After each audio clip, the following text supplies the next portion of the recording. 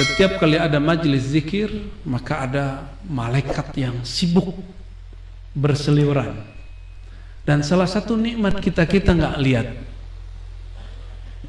Coba antum ngelihat dari tadi, repot kan? Jadi hijab itu nikmat. Al-hujubu ni'am. Bukan nikmat saja, ni'am. Jadi hijab Allah itu nikmat. Kalau kita tidak dihijab kepada Allah, terbakarlah semuanya, habislah semuanya. Dibuka saja satu hijab, kita mabuk. Orang cuma dibuka hijab jin, udah sok sakti. Saktian mana jin sama malaikat? Ayo, saktian mana jin sama malaikat? Malaikat lah, kan malaikat junudullah.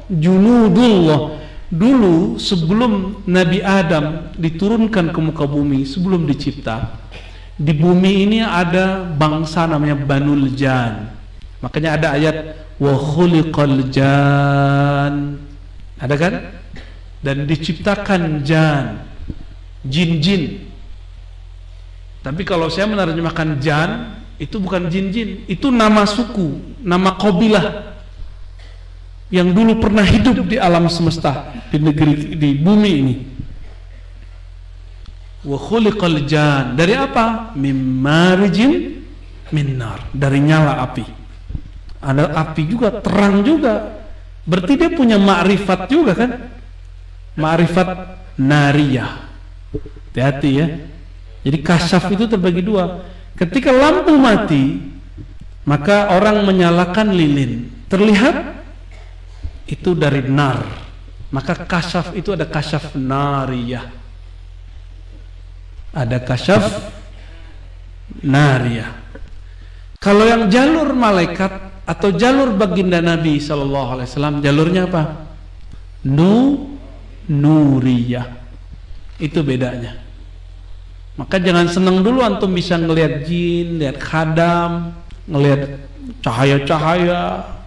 Jangan-jangan itu dari nar. Apalagi kalau, nih aneh kasih tahu, kalau ngelihat cahayanya redup-redup, muncul-muncul, gelombang-gelombang, itu dari sana.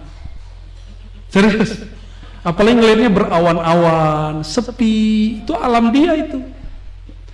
Ketika Banul Jan dicipta di muka bumi, kemudian mereka buat fasad fil ard. Mereka membuat kerusuhan di muka bumi, saling membunuh, saling merusak. Dulu jin itu bentuk fisik. Banul Jan itu dulu fisik. Azazil belum ada. Azazil belum lahir. Siapa Azazil? Iblis. Mereka buat onar, Allah kirimlah ke muka bumi malaikat untuk menghancurkan mereka dengan serangan-serangan meteor. Larilah para jan itu ke laut, jadi Nyi Roro Kidul. Ini serius lah ini ngomong ya. Ini bukan canda nih. Lari ke gunung, makanya banyak orang hilang kalau hiking di gunung salah adab, bener gak?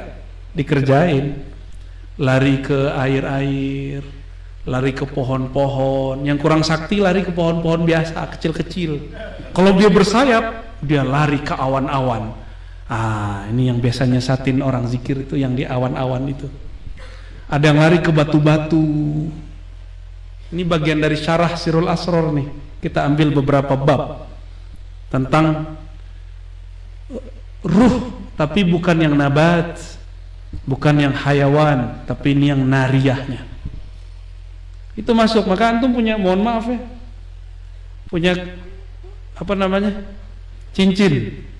Itu jangan-jangan ada isinya tuh. Karena dulu ada jin masuk, dia melarikan diri ke batu-batu. Atau ke pohon yang hancur di pohon-pohon itu kemudian menjadi fosil. Itu dia ada di situ. Bisa dicek Pak, oleh ahli zikir bisa dicek. Makanya zikirnya gak beres-beres. Jadi kalau mau talqin, copot itu, taruh. Ya, kalau nggak digerak-gerak sendiri, pikirannya kemana-mana. Kecuali udah bisa netralin.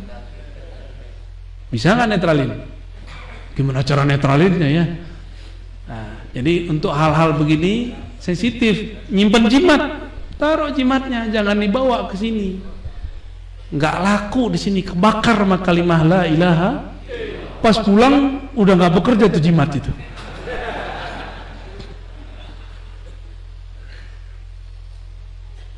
Banul Jan ketika diserang begitu, Allah kirimlah satu malaikat Jibril, selamatkan itu anak Raja Jin, Raja Jan, namanya Azazil. Ajarkan dia zikrullah. Zikrullah diajarin syahadat dia. Ditalkin bener.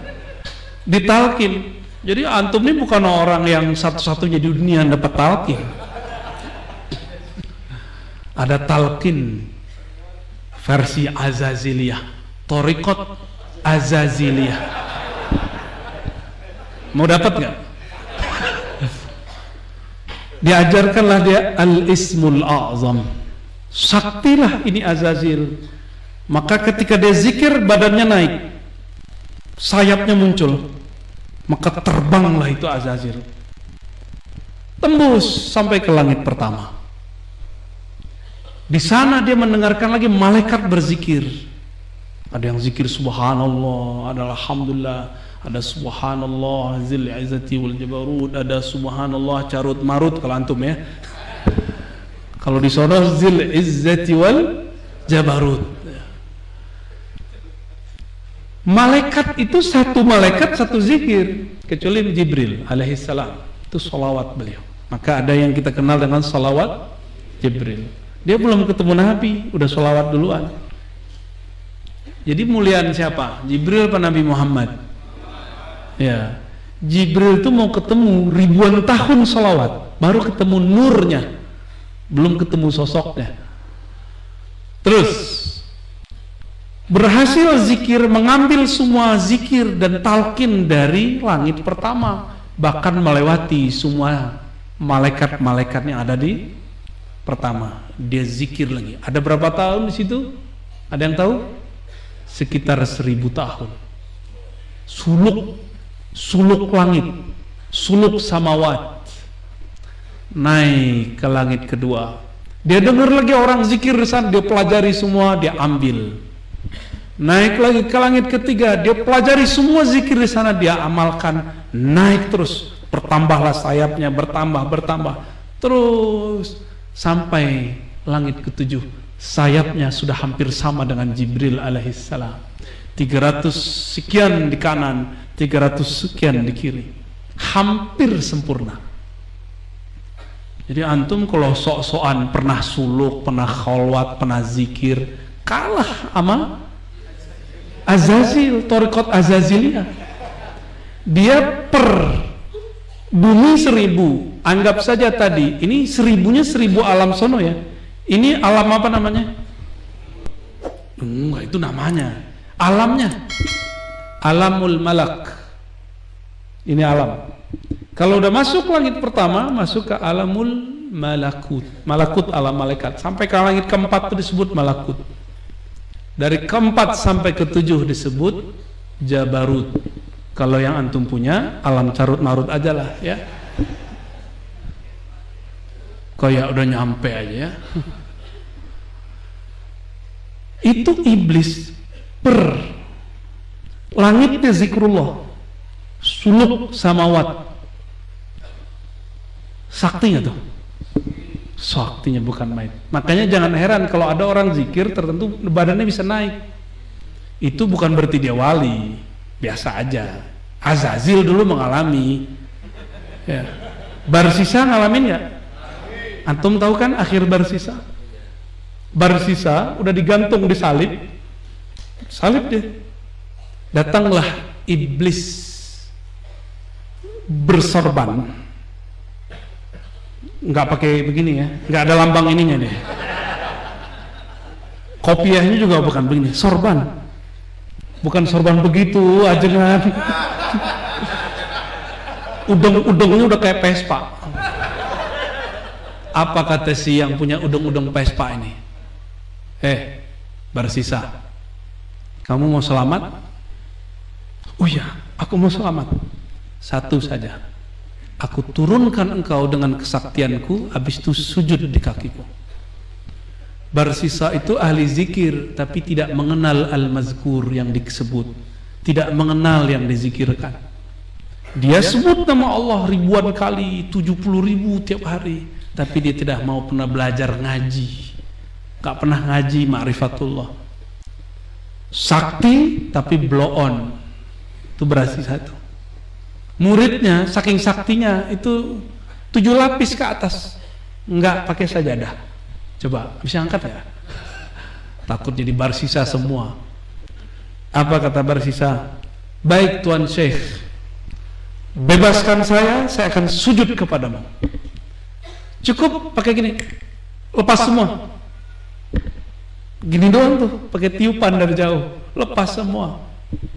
Dan dia langsung sujud. Dalam sujudnya dicabut oleh malaikat maut, mati su'ul khatimah. Di masa itu iblis biasa menyerupakan diri. Kalau sekarang lain lagi, iblis masuk ke badan orang, ngomong lewat lisan dia. Maka kita setiap kali mulai harus salam ke Nabi, harus berlindung kepada Allah Subhanahu wa ta'ala, biar nggak ketempelan. Ya. Kembali ke Azazil. Azazil kalau dihitung di bumi 1000, di langit 7 langit udah berapa ribu tuh? Ini hitung-hitungan kasar, 8.000 tahun. Berarti zikirnya mengalahkan semua zikir para malaikat kecuali Jibril. Jibril cukup dengan sholawat bisa mengalahkan. Jadi kalau pangersa ajengan kita ngajak sholawat ba'da talqin, kalau versi saya wajib dibaca, bukan sunnah. Ini versi ilmu hakikat, itu wajib dibaca. Pembeda antara thariqat Azazil dengan thariqat Jibril. Kalau sanad thariqat Qadariyah kan dari Nabi, dari Jibril, dari Allah gitu kan. Biar beda, jangan dari Azazil, dari Jibril, gawat nanti. Sama-sama dari Jibril itu.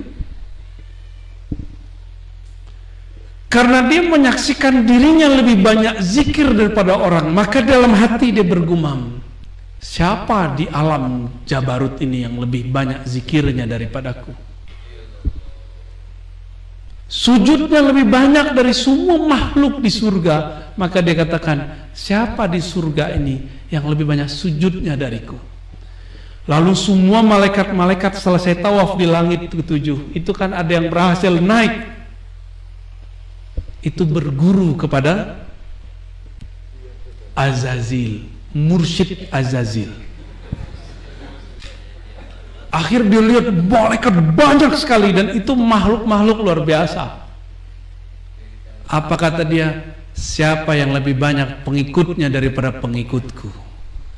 Kata-kata 3 ini antum ingat-ingat. Siapa yang ngomong begini berarti dia kerasukan Azazil.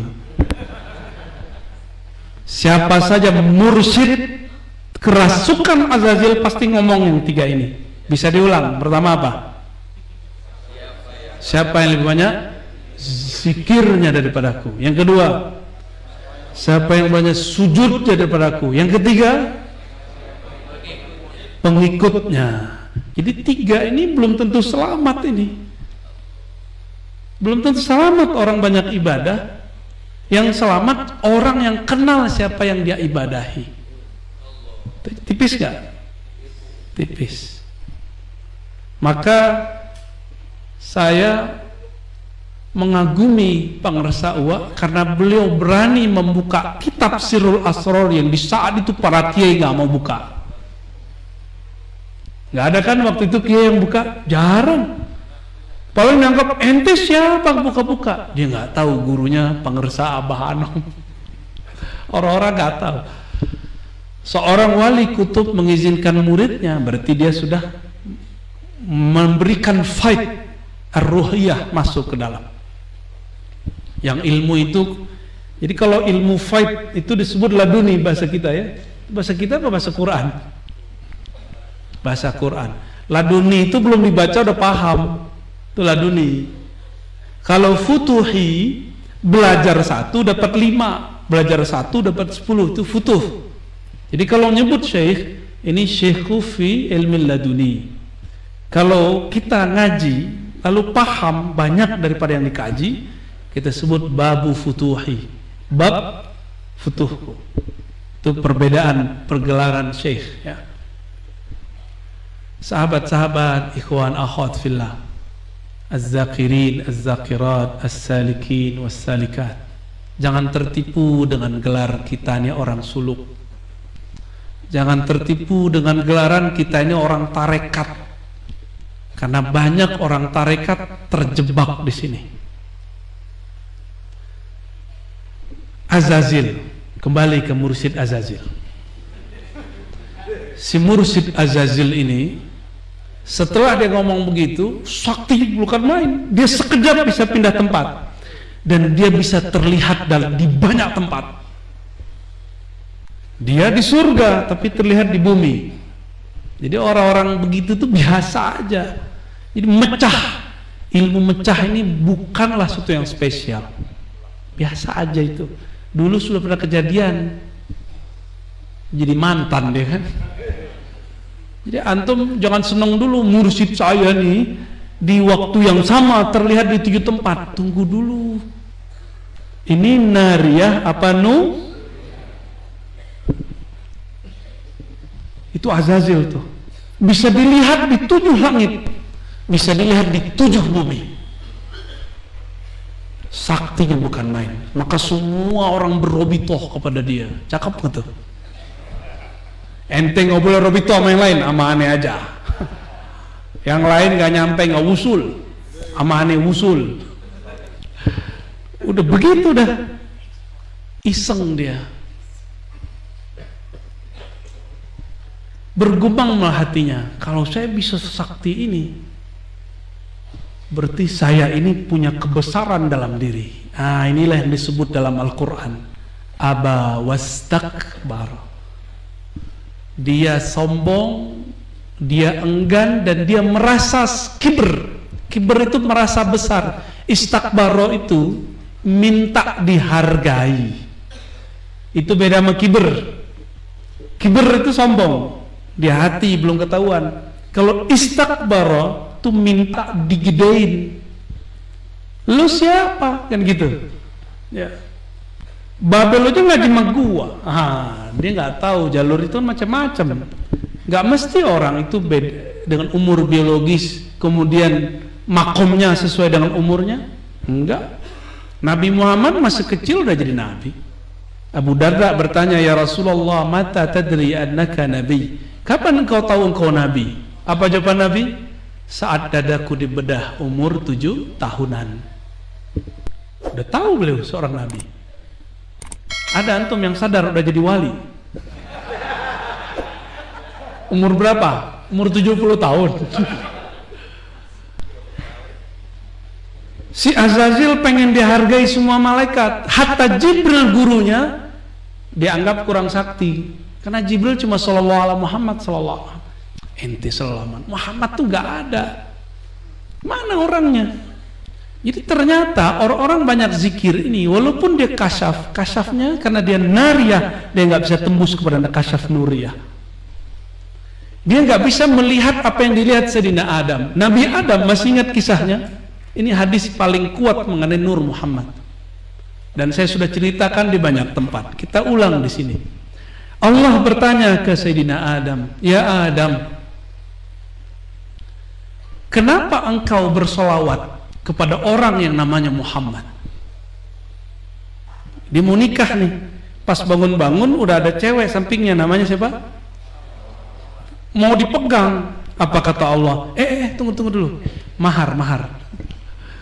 Dikasihlah maharnya. Apa? Oh, mahar solawat aja.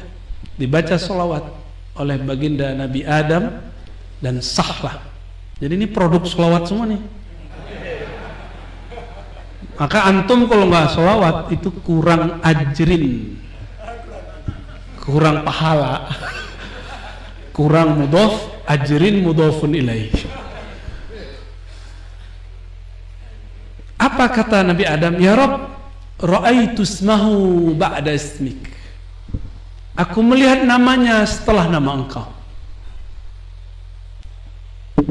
Kira-kira kalau ada nama Allah habis itu nama Nabi, nama seseorang, itu mulia atau bukan? Berarti untuk menuju Allah harus lewat nama yang setelah nama Allah itu. Maka aku menganggap ini orang spesial, aku berselawat kepadanya. Berselawatlah Nabi Adam. Apa kata Allah? Hai Adam, laula Muhammad. Nah, di situ dibunyikan nama nurnya. Kalau Ahmad, nama ruhnya. Beda ya? Kenapa kita salawat Allahumma sholli ala Ahmad itu ke ruhnya, Allahumma sholli ala Muhammad itu ke nurnya, sampai ke jasadnya sallallahu alaihi wasallam. Akhirnya Allah mengatakan laula Muhammad ma khalaqtuka ya Adam. Hai Adam, kamu itu tidak dicipta kecuali karena nur Muhammad sallallahu alaihi. Itulah maksud Nabi Muhammad, kuntu nabiyyan wa Adam munjadilun baina ma'in wa tin. Aku sudah diangkat jadi nabi, bahkan Adam belum dicipta. Itu namanya apa? Baru namanya Ahmad. Bisa bedain? Yang Nabi Adam tadi namanya apa? Muhammad. Kalau kuntu nabiyyan, aku sudah nabi, Adam belum dicipta. Itulah yang disebut Ahmad. Boleh disebut di alam Ahmadi.